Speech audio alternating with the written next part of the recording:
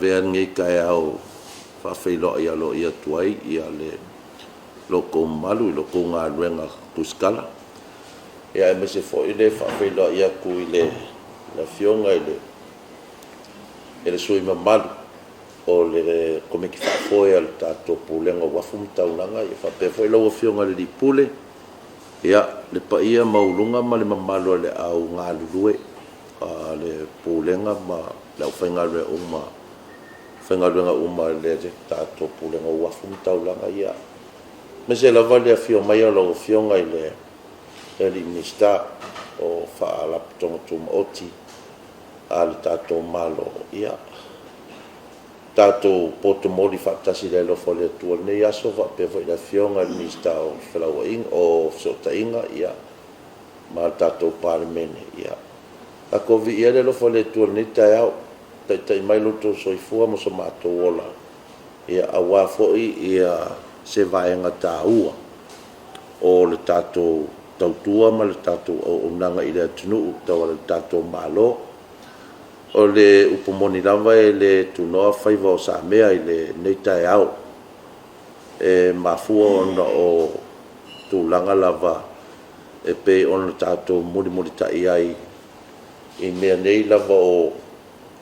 mo mea alofa e le uma mea alofa le kirisi masipe o kalongoa o le nei whainga ia e le o se fina ngalo o le palmia ma le fionga palmia ma le kapeneta po le tātou malo o le whainga ngei o le fina ngalo o le tūla fono le atunu ua whaatūla fono nai tātou ngā ruenga mai le mawhai o na tātou alo ese matūlanga ia peifo i lava o na mori mauina o le tātou whainga malo e muli tai lava i whainga whaavae matula fono le tātou atunu. Lea lava e so solo ia ma tātou wanga ia i lava i le taimi nei. Ia e pei whai on tātou ia i le tai au nei. O le tūla fono Samoa. Ia mauti noa e a vatu sina mea o le tupe whaasiri a tātou pūlenga te itasi o loo i lalo i lau i le mea o lo unga lue hai. E aveanga i le malo a waso la tō sao. Pos tātou sao. E le whaatupe ino ati nae e manui ai Samoa. E a le nei rā tai au. Lau whionga i le minsta, stau o a tātu le MPE ia. Nei tai au le ua mātou whaatasi ai ma le whionga i le sui o komiti whaafoe, o le whionga le ripule, o le mamalu i le pūlenga. E moli atu sa mātou sao e o le nei fo i tausanga whaaltupe lua afe lua tolu, lua afe lua wha. Stei mea le tau au atu ia le siake pe o na ia e mantua whai lau whionga o le lua afe, lua le lua afe lua tolu ia le fo isa tu ina atu le tolu te sifitu miliona o le sao fo i po le selenga fo i al tātou pūlenga o wafu mtaulanga. Mai le imisi lava ia mai le lua fe sufitu e le imisi lava ia le tūlanga o le awina atu o nisi o se leni a whasidi pei o na au mai e le tūla a fono ale atunu e tawala mai lau whionga ia mautinoa e waku kosu 5% o le tupe whasidi lea tausanga ma le tausanga. Ia mai ala le lua fe sulfitu e tau mai keimi ngei o le whaamawina le lua sulfiku milionga a le pūlenga wafu mtaulanga ua tu ina atu le malo pe ona whai atu e le imisi lava ia se tausanga. E le muri ta ia pea e le mamalu le komiti whaafoe nei ma le whionga le ripule a mai se le pūlenga o le tūla fono e pe ona i le tai aure nei. Se tasi o vaenga iau ona whamanino atu lau whionga i le minsta ia o kele fo i o ngisi o kupe sa mawhai o ngā sefe mai e pōlenga ia o lea sa whaatino ai ia tātua tina e lungo wafu sa lolonga muri whanua ia mare whaareleia fo i o nisi o vaenga o wafu I le wa amaka pe o ngai ai ia le tūlanga o le wafule matau tu mo le anga i tuila ia tu sa fo i male lua mo tupu milionga sa fa kingo i fo i nga vaenga i le temi nei i tupe o te wina i pulenga e tu sa le mare fasu fitu miliona le fo i na silfie la ufionga i le tūlanga o le fa pisinisi e tu sa i mai tu sai fo i malo finangalo mal tu la fono le MPI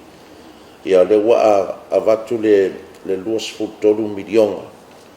investa i al tato pulenga wa fum taulanga i le tato pulenga o le sasasi o le finga le a pe ona fingalo i fo la o fionga mal tato malo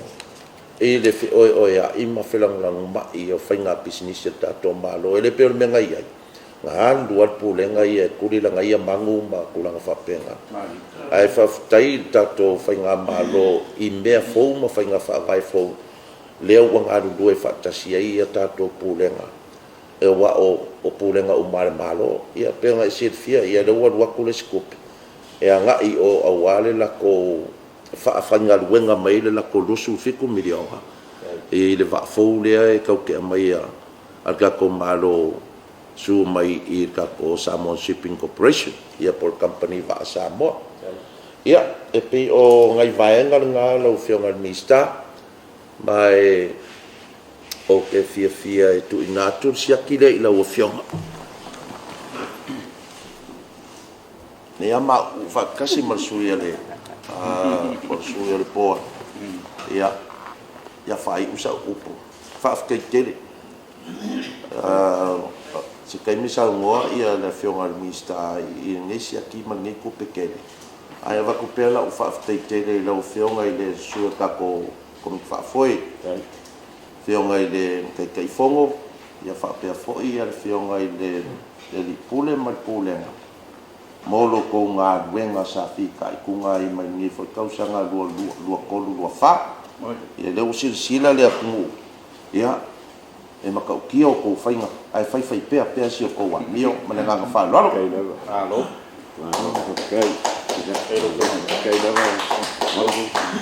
alo ia lau fionga le mista o ngā lunga tere malo ia kia fo i lau fionga su te telefono o le komiti wha foe le pulenga wafu mtau nanga kia fo lau fionga le li pule ia ai mesin ma malo le tato para tongo wafu ma taunanga o te tono ele tasile lua le to nade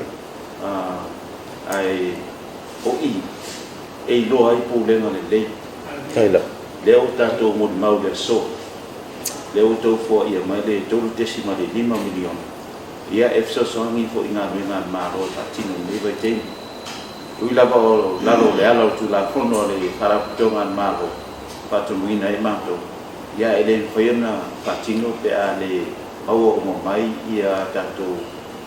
talo tu pe le to sa como le to sa ine faina o me ia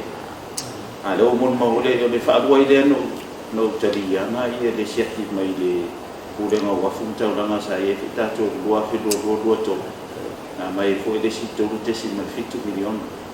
ale fo te patino le so to te si ma 5 milion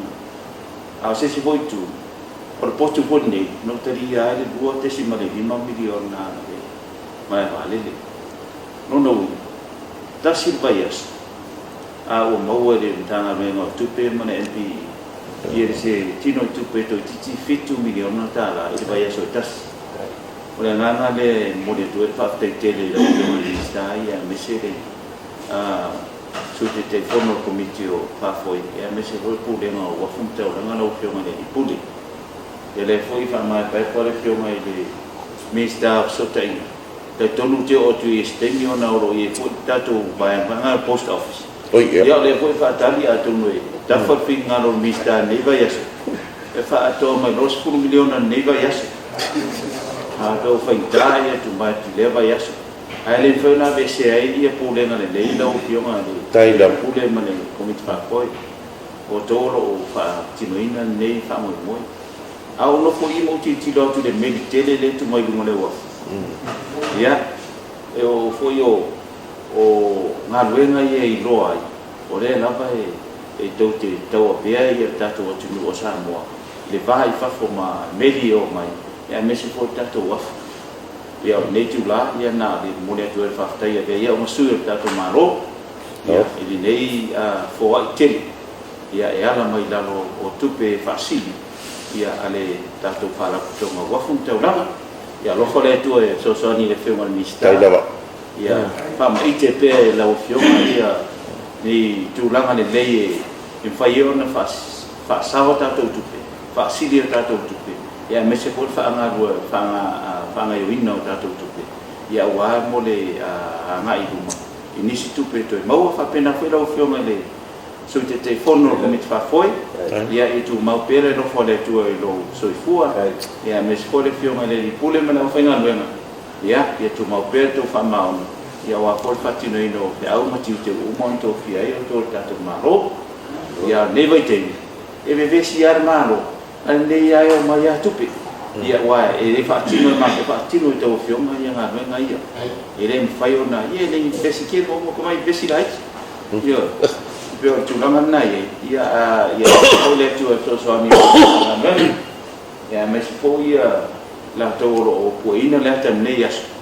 ia ro le tu so so ani wale pa imol ba yaso tu la mai ia pero fam talanga le no fo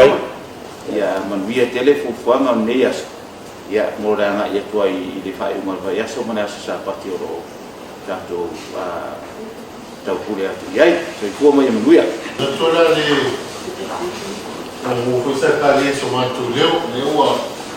aí ele está na folha de filme ali se como fator no filme essa eu mais o tanata de você eu faço o apoio da colega ele fior mais o que está ele tem uma mensagem e ele faz uma no pai ele foi na parte o filme mensagem para o ino eu acho que está muito rua eu leu com o ele foi faftai ele tem na o filme está